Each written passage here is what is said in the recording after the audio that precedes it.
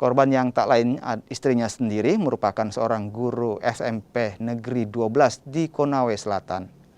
Pelaku diduga membunuh sang istri dengan cara menikam sebanyak 4 kali.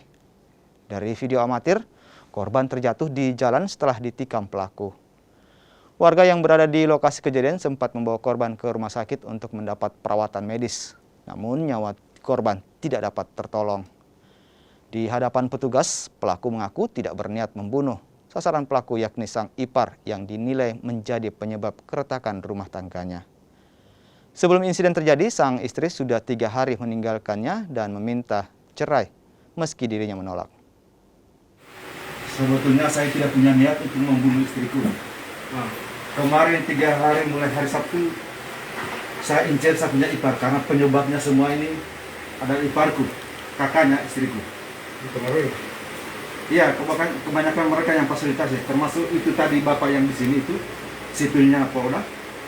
Mereka lah itu yang mengkompori istri saya sampai terjadi ini. Jadi saya tadi ini kebetulan berpapasan dengan istri saya. Kebetulan berpapasan sama kok Anda cek berkasnya di DKD. Karena pernah di dinas PK ada panggilan tidak sampai di tangan saya.